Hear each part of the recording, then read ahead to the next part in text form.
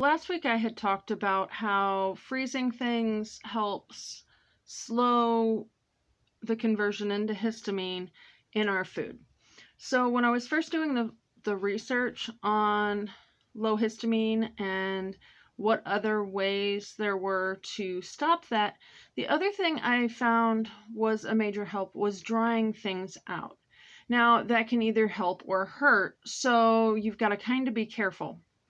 Now, what I found was freeze-dried food essentially stays the same as when it is processed. So if you can find a place that picks and then immediately preserves it by freeze drying, that's actually a fairly decent option. A couple of thoughts on this though. Number one, it can be very expensive. It is also one of those things you really have to trust the company that you're getting it from to be buying or producing and then immediately freeze drying, because if it sits around in a warehouse for so ever many days, all that time it's still producing histamine. So you don't want that. And then the other thing with drying it out, you've got freeze drying and you've got dehydration. So freeze drying, it actually stays the same and as when it's processed. So if you process something that's high in histamine, you're going to get a high histamine freeze-dried food. Whereas if you dehydrate a low histamine food, you're going to wind up with low histamine food, assuming you prepare it as soon as you reconstitute. For the dehydrated, it is actually, so I believe the numbers I found were freeze-dried is like 95 to 98% water removal, and dehydrated is more like 92 to 94. If you get something like a raisin, it's going to continue to produce histamine, whereas if you get something more like a banana chip, I know that's a bad example because bananas tend to be high histamine.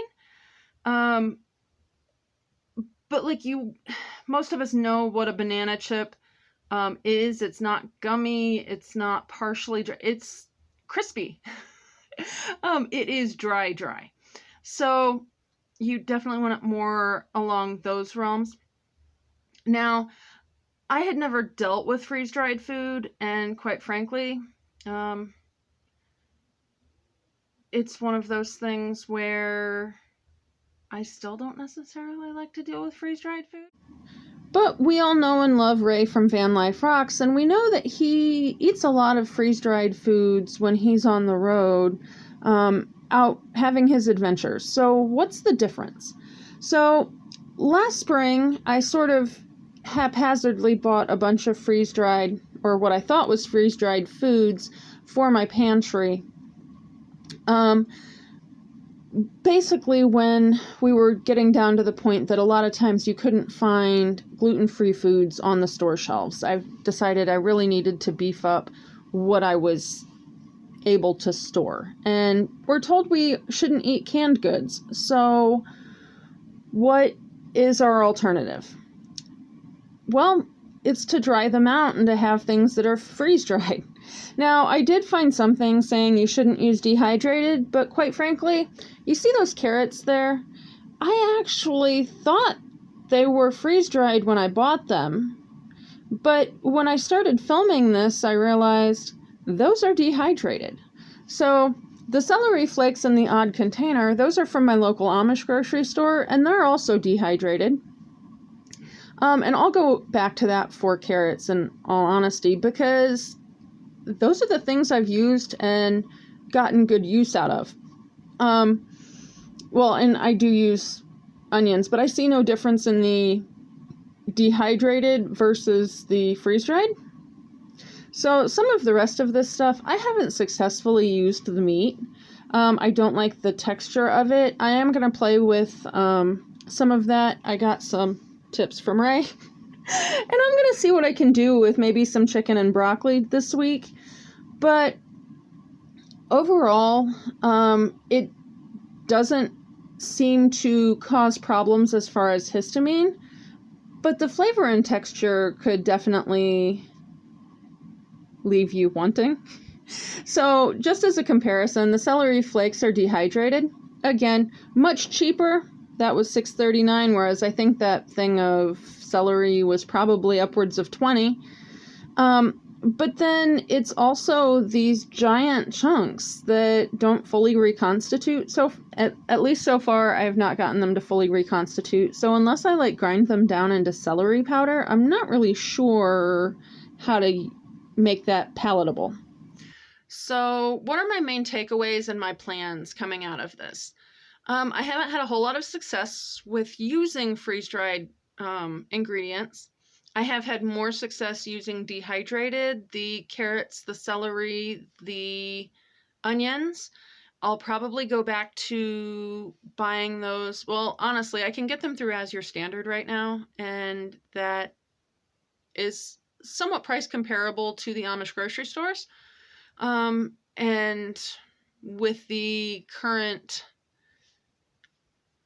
illness issues, sometimes that's a safer option than going into a crowded store where masking is not encouraged.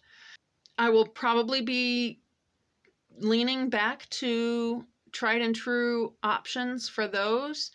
I will be experimenting with some of the ingredients that have just been sitting on my shelf since a lot of times the first time I used them, just to see if I can come up with a variety of things that I could do that are possibly like a pre-done meal, that just requires adding boiling water like Ray does, and see if I can find something that might actually be a good option and shelf stable. That's why I started getting into the freeze-dried foods. It does tend to be more expensive. As Your has been a good place for getting freeze-dried peas, even though I haven't had a lot of luck with them. I guess my takeaways are, even though the research I did found that dehydrated didn't control the histamine as well as freeze-dried, I don't really see the evidence behind that from an anecdotal standpoint. I don't notice any difference. Obviously, I didn't even know that the carrots were dehydrated instead of freeze-dried until today, and they've been in my pantry getting used for a year.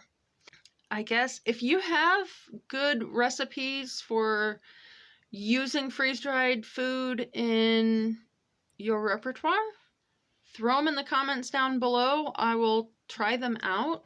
It's one of those things, I'm going to keep looking for shelf-stable options because I like having a pantry, and I know a lot of people don't have the freezer space that I do, and quite frankly, it's hard to have a level of security if you're one power outage away from having no food because you have to freeze everything. That's really not a great option. So I'd like to figure out a way that this could work, and be both reasonable in price and still offer the same flavor.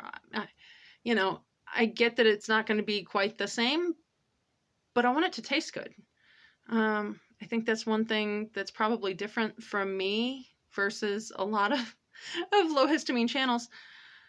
If it's not going to taste good, chances are I'm just not going to eat it. So I don't just eat to live because I have to.